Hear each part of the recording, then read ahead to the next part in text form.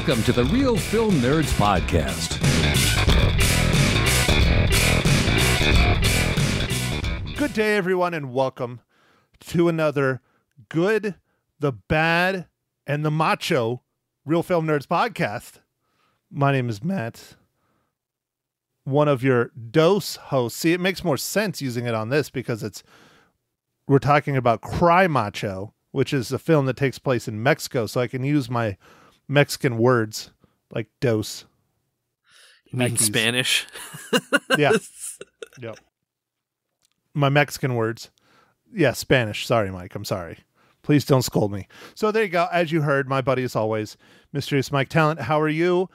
Father of a child, too. I'm doing okay. Pretty tired. There's a lot of work now. Having two children at home, two little children. But so far, so good. We're hanging in there. Sounds like your wife and mother-in-law are doing all the work, and you are sitting in the closet talking on a microphone. Well, that is what I'm doing at the moment. But just trust me, it's been very busy, Matt. I'm not getting very much sleep, even by your standards. Even by my standards? I don't know, dude. Your standards are pretty high when it comes to sleep. Mine are very low. I average a good 5-6 hours a night, and I'll do well. Man, that's nice. That's nice that you get that much. Yeah, it's like winning the lottery, but I've been getting that much like most of my life. Mike, you sleep when you're not, bringing children into this world again, like 9 hours. No. I clearly like 7 hours. Anything more than 7 hours, and I feel weird. Groggy. Just, I don't know, foggy. Is that from the IPAs? No, I think those help provide clarity. All right, Mike. Well, speaking of clarity, let's get going on the latest Real Film Nerds podcast, episode number 239. Yeah, that sounds right. Does that sound right? It's either 239 or 240. I don't know. It's one of the two. Clint Eastwood's latest film that I'm sure we're going to be different on, Cry Macho, a.k.a. the movie about an old man, a boy, and his cock. Nice, Matt. Nice. I don't know if we're going to be different on it, but let's talk about it. Do you want me to do the rundown, Matt? Yes, Mike, please give us the illustrious rundown. All right. So this movie was directed by Clint Eastwood. It was written by Nick Schnick and in Richard Nash. It's starring Clint Eastwood, Dwight Yoakam, Eduardo Minette, and Natalia Trivin. And this movie is a one-time rodeo star and washed-up horse breeder takes a job to bring a man's young son home away from his alcoholic mom. On their journey, the horseman finds redemption through teaching the boy what it means to be a good man. Okay, Mike, since you watched it more recently than me, as in like 15 minutes ago, what is your first thoughts of the movie where you cry about being macho? I liked it overall, Matt. I thought the main teenager actor was a little bit, I don't know, he was a little over dramatic, or I don't know. It seemed like you had a teenager playing a teenager trying to think about what it is to be a teenager. I don't know, it seemed a little odd. It didn't seem natural to me, that stuff. But Clint Eastwood, man, he was amazing. I forgot he's 91 years old. I thought it was great. He was still cracking jokes, and I don't know. It was good to see him kind of as a cowboy character again, So I like that about this movie. Well, all right, Mike. Here comes our differentiations. I did not think this movie was great. I thought it was mediocre at best. Clint Eastwood definitely comes off as 91. Hell, maybe even 99. I mean, did you see him try and throw a punch in this movie, Mike? That was just rough. And the kid even commented, you're pretty fast for an old man. I was like, no, you are not pretty fast for an old man. No, man, like, I don't know. He was just the fact that he can act and remember his lines, and I don't know, man. Like, I don't know if you've dealt with a lot of 91-year-old people, but he's doing great. I'm not saying that he isn't, but for Clint Eastwood, it's kind of hard to watch. I mean, I'll try not to get into spoilers, but I mean, there's a whole scene where like there's clearly a woman 40 to 50 years younger than him who is hitting on him and trying to seduce him. And it's like, really? That's just kind of creepy. Did you sleep through that part, Mike? No, man, I liked it. I thought it was endearing. I don't know, man. I guess, like you said, we're gonna have some differences, and these are our differences. We're gonna have a lot of differences on this one. I have a feeling like although here's an agreement. I do agree that the kid that played oh hell, what was the name of the kid? Raphael, I think, or Raffo. Raffo. Yeah, Raffo. The kid that played Raffo, he was rough. You could tell he's fairly new to acting, and it was rough. He was it just was not good. It was not working for me. To me, it seemed like someone who's trying to figure out, like you were trying to understand what the character was going through, but not being old enough to understand what the character was going through. So it's tough. Like, if that makes sense. I don't know. Sure, I'll go with that, Mike. I'll go with that. But we agree on that. He was rough. He was very, very rough. And he's the main character next to Clint Eastwood. Yeah, speaking of that, on IMDb, they have the characters listed off as like the cast. There's like the hippie girls.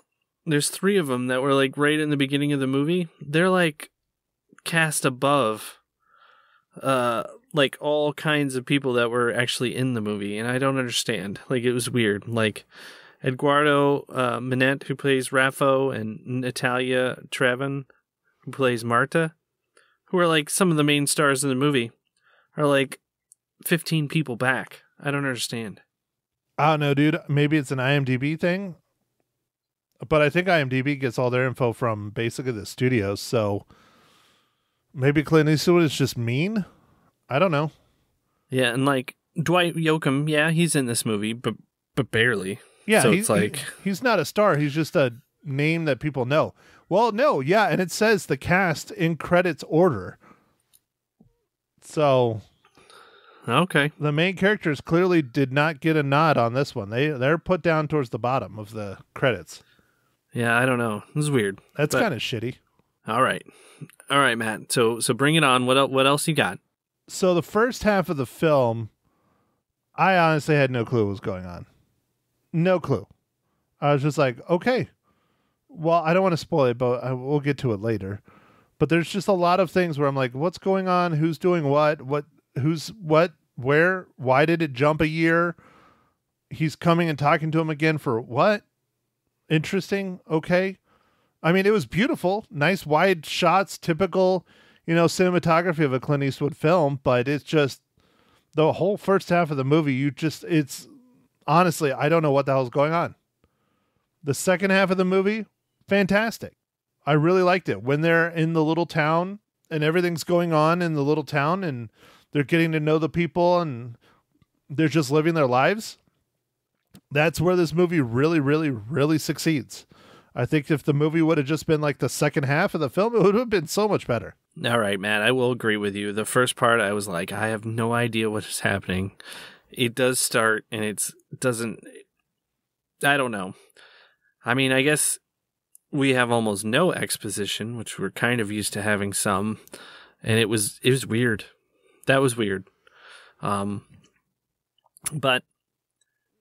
the second half of the movie is definitely where it shines, and that was probably the part that I liked the most. The town stuff was, I don't know, like that just seemed more like more endearing and more like kind of the modern Clint Eastwood movie. Yeah, it was very good. The second half of the film was very, very good. The first half, I don't know what the hell was going on. It was a movie. It didn't feel like a Clint Eastwood movie, except for Clint Eastwood was in it. But no, the second half of the movie, give us more of that. And every single Clint Eastwood movie, we know what's going on at the start of the film. This one didn't give us crap. Gran Torino, Unforgiven. I mean, even if they have to write it on the screen like in Unforgiven, we at least know kind of what's going on. This, we had no clue. None. Yeah, that's true, Matt. It was a little bit weird. More than a little bit. Well, all right, Mike, we have something exciting this week for Real Film Nerds Podcast, episode number 239. Oh, yeah? What do we got? Mike, we are doing another wonderful giveaway, although this time it's a Disney movie, Mike. Oh, man, Disney. That's awesome. Mike, we are giving away digital download codes for the film Cruella. Now, all you have to do to enter is you have to email Mike or me or our nerds at realfilmnerds.com what your favorite Clint Eastwood movie is, and you will be entered into the drawing for one of the free films. All right, Mike, so here is the little bit of information I need to read. Every good villain has a bad beginning. Emma Stone and Emma Thompson star in Disney's Cruella, which follows the early days of one of cinema's most notorious and notoriously fashionable villains. Add Cruella to your Disney movie collection today and enjoy deleted scenes, bloopers, and behind-the-scenes featurettes. Available now on digital. Own it on 4K Ultra HD, Blu-ray, and DVD as well. So there we go, Mike. Giving away a big one, man. Cruella. That's a big time film. Yeah, that is a big time film, Matt. Both me and Mags have seen it. We watched it on Disney Plus Premiere Access or whatever it's called, where we rented it, and yeah, we liked it. It was definitely a different look.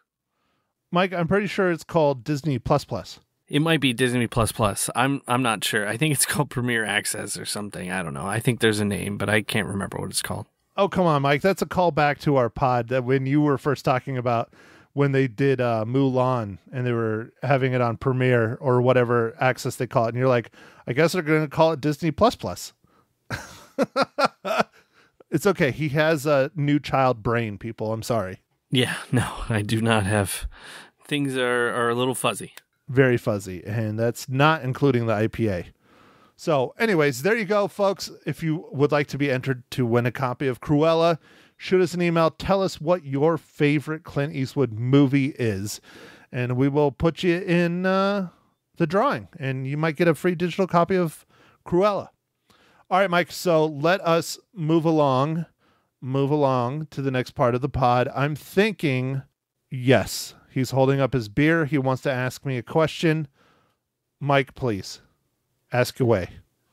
All right, Matt. So what are you drinking this fine morning, evening, afternoon, dunch, lunch, dinner?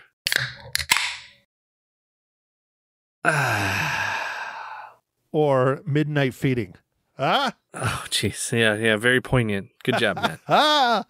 I'm celebrating the birth of your new child with a champagne of beers. A Miller High Life, Mike. Nice. Very nice. But I am not celebrating that you didn't name her after me. I am still very disappointed. Did you even mention it to Mags that you were going to name her Matina? Oh, I'm sure it came up.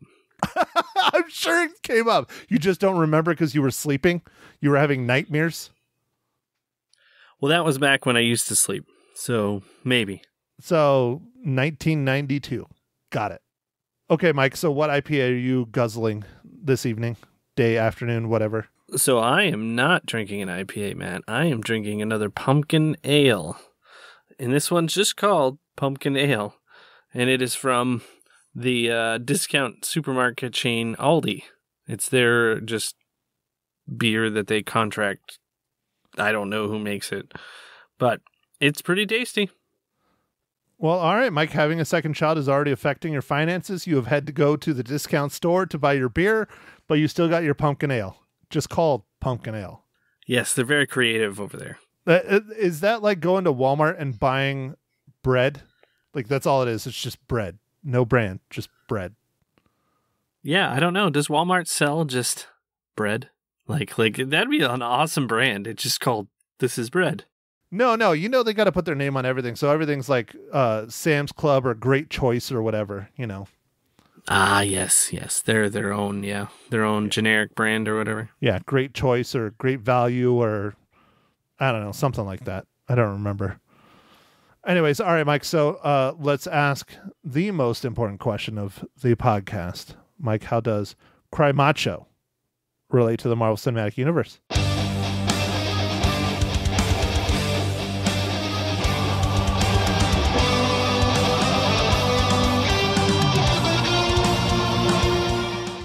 All right, Matt. Yep. Thanks for asking. This one wasn't too tough. The cinematographer for this movie was Ben Davis. And Ben Davis worked on Guardians of the Galaxy Volume 1, Captain Marvel, Doctor Strange. So he's no stranger to the Marvel Cinematic Universe. Yeah, did you see what I did there? Wow. You are turning into a dad jokester. Yeah, that almost worked. It almost worked. It almost worked with the Strange. Yeah, it almost worked. All right, kids. So that means we are now in our spoiler section of said podcast.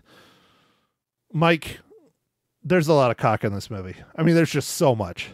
It's everywhere. I just don't get it. Like how, I know it's Mexico, right? Mexico doesn't have the standards that we do. You and I frequented Mexico growing up as children. We remember some of it, a lot of it we don't.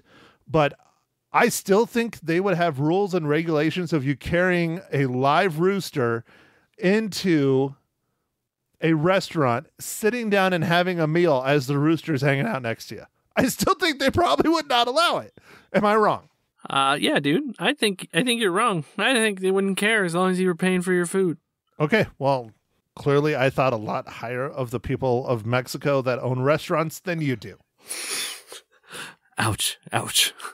Now, okay, all right. If they're like having cockfighting at the restaurant, then you would expect it. You would expect them to have the cocks inside the dining room, hanging out. Maybe that's where they're doing it. Maybe that's their timeout room. Maybe they're in there getting a little snack, getting ready for the next bout. Okay, so Matt, are you trying to say cock as much as you can? No, I swear I'm not trying to say cock as much as I can. I'm just talking about the fact that there's a lot of cock in this film. It's everywhere, literally everywhere. They bring it in. It's a fighting cock. Then you see the All right, I'll stop. You're laughing too much, Mike. You're laughing too much. Nobody can hear you, but I can see you. Well, dude, I mean, yes, we're talking about a rooster, and Matt is just enjoying talking about that it is a fighting cock, because it is. His name is Macho. His name is Macho. That's where the title comes from, Macho, because the cock is named Macho because he's macho. It's funny because he actually has a decent story about why he named him Macho. It's not bad, but he tells it really terribly, like most of his acting throughout the film. But I did like that rooster, or several roosters. I'm not sure. Yeah, did you watch the behind the scenes? I did not watch the behind the scenes. You did? Yeah. Oh, yeah. There's a couple little behind the scenes on HBO Max where they talk about how they had, multiple cocks to play their one role, and they all looked the same. Like they had one that you would put out your arm and he would jump on your arm. And they had another one where they would say a word and he would immediately start attacking. And then they had just the regular stunt cock that the kid just carried around with him. He just couldn't let it go, man. Let it go. I'm sorry, Mike. Is that what she said? Yes, I couldn't let it go. That's what she said. Totally. That's from Orgasmo. That's totally from Orgasmo. That's one we probably should never review on this podcast. No, that's a Matt Parker and Trey Stone classic. It is. So, okay, all right, I'll get back to it, Mike, but the whole first half was just bad. I don't know what was going on. And the second half, when they get to the town and they start just living their daily lives, and, it's like Clint Eastwood's character starts becoming I don't want to say normalized, but he's like redeeming himself after all the terribleness he's had go on. But you don't even really find out how much terribleness he's had going on in his life until later. It's strange, but it's about life. Like the whole second part of the film is about slowing down and enjoying what you have and the people around you. Like that's what the whole second half of the movie is about. And that's wonderful. The first half, hell do I know. Yeah, dude, the opening scene with the weird meeting with Dwight Yoakam and the other guys, I was like, what in the hell happened?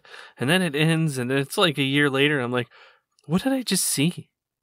They were like talking like super vague. It was weird. It was very bad. It was very bad. That whole opening was bad. It didn't make any sense.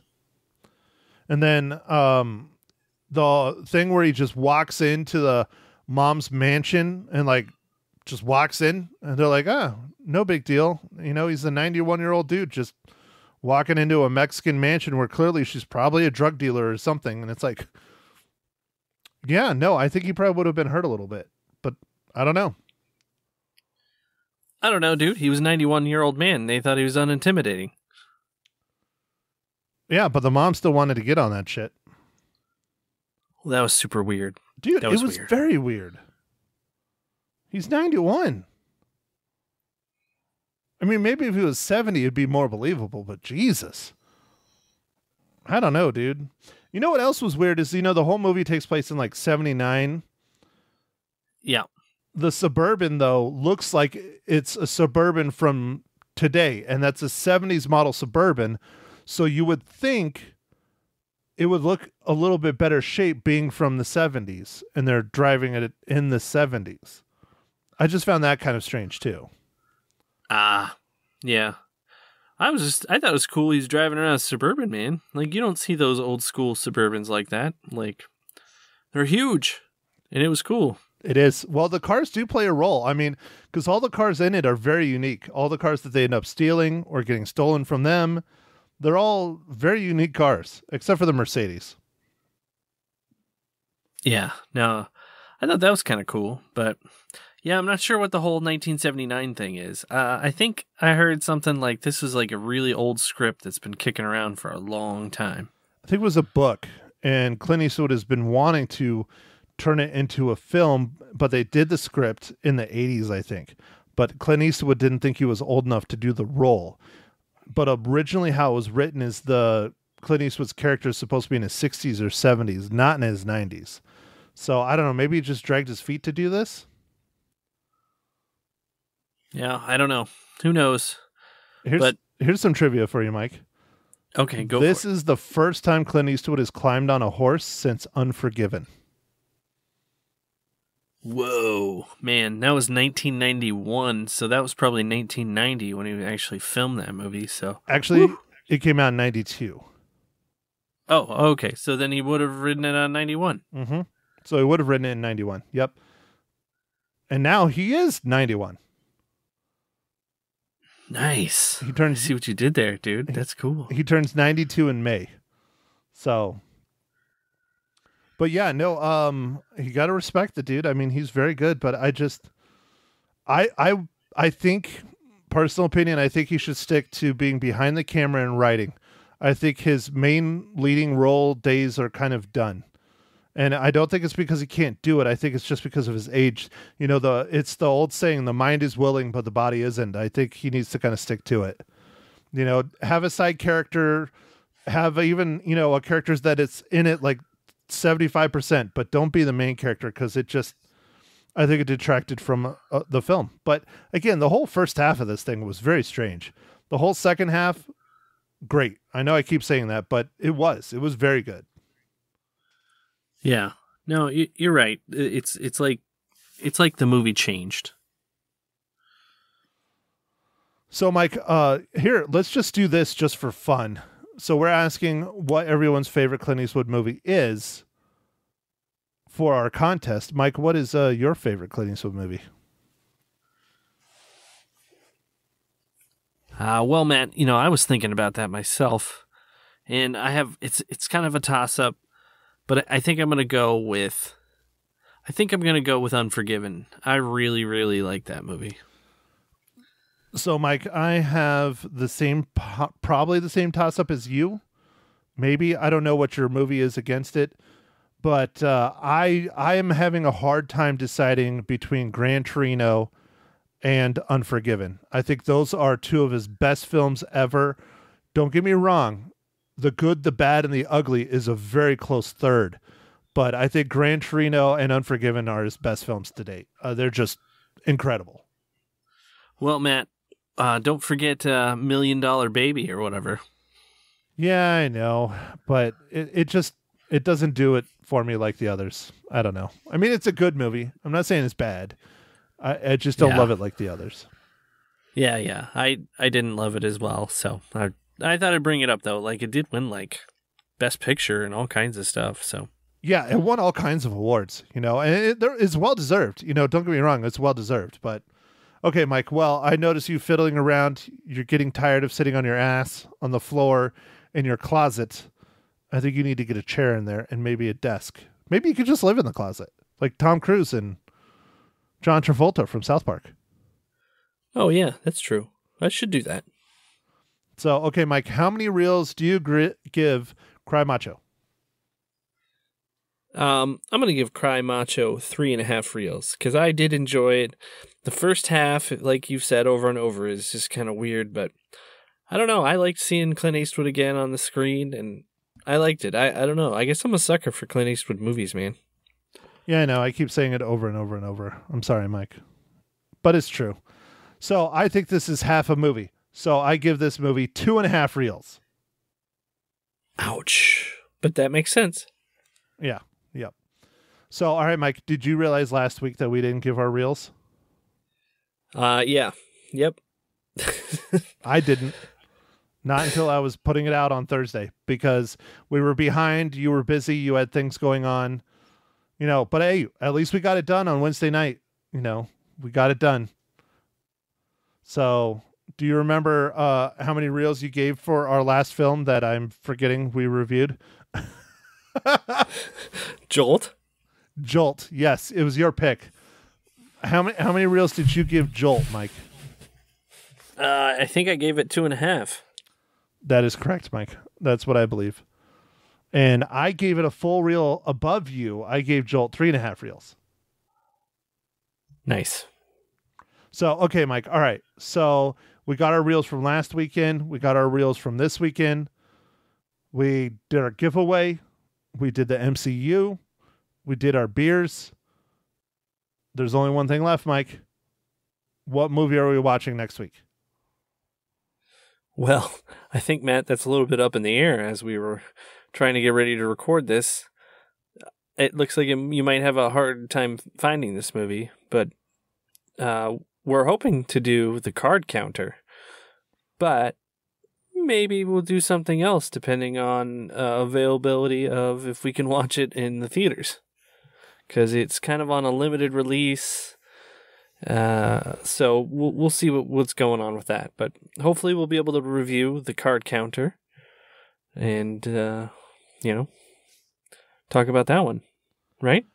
It's right up your alley too, Mike. It's a revenge thriller that tells the story of an ex-military interrogator turned gambler haunted by the ghosts of his past. Yeah, you know me and revenge.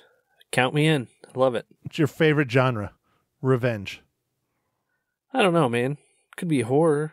Could be my favorite genre. I don't know. I like a lot of movies, man. I like movies, turns out. What's your favorite revenge movie? Is it John Wick? Ooh. No, it is not John Wick. Okay. I'll let you stew because you've seen a lot of revenge movies. I think it's this Gerard Butler, Jamie Foxx movie. Oh, I always forget the name of it, though, which is terrible because I love the movie. But, dude, it's brutal. Is it called Revenge? No. That was that French movie, man. I know. I still want to see that just because you keep saying how great it is. We'll see it eventually. It was a great movie, man. It was a great movie. You definitely should see it. So, well, all right, Mike. I think that is it for Real Film Nerds Podcast, episode 239. Cry Macho. Go ahead. Why don't you take us out of here, Mike?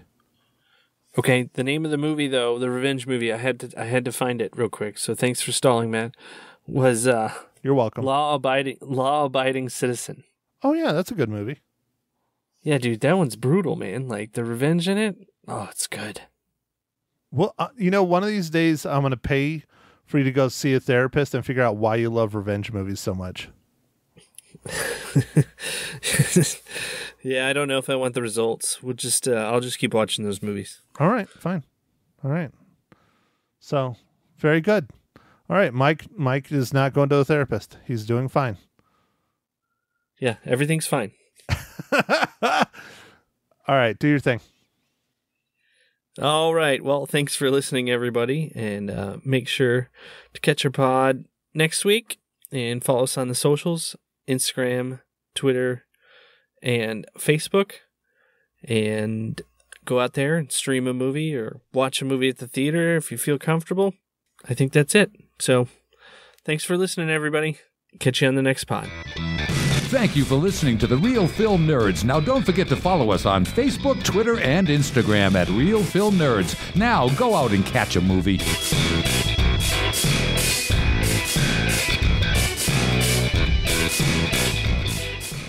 Ma'am. Okay. Right away, ma'am. Okay. Oh, ma'am, I like it when you call me ma'am. No, actually, I don't. I was going to say. I don't like it. Take it back. Yes, ma'am. Matt Hinshaw from the Real Film Nerds podcast in studio this morning on Magic 99.1. I know you're doing great this morning.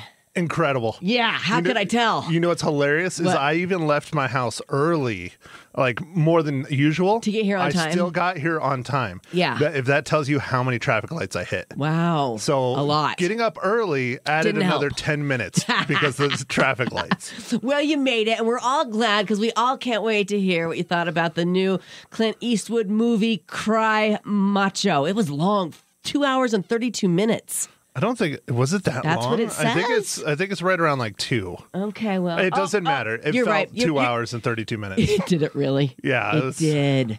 No, that's the video, 2:32. Oh, okay. 2 minutes and 32. The That would have been more trailer? like it, huh? Yeah. Yeah. 2 minutes and 30. Yeah, Right. I'd be all right with that. That would be okay. So you didn't like it then, huh? I love me some Clint Eastwood. He's one Yeah. of my favorites. I mean, how do you not? You Right, know, right. The list of films is just ever growing, as you see. Right. But I have to say, this is not one of my favorites. That's Tell for me sure. why. Tell me why. The first half, to be honest, you really have no idea what's going on. Really, very You don't- confusing. Yeah, it's just like you start out here and then it jumps a year and then you're here and you're like, what? Why Yeah. is this?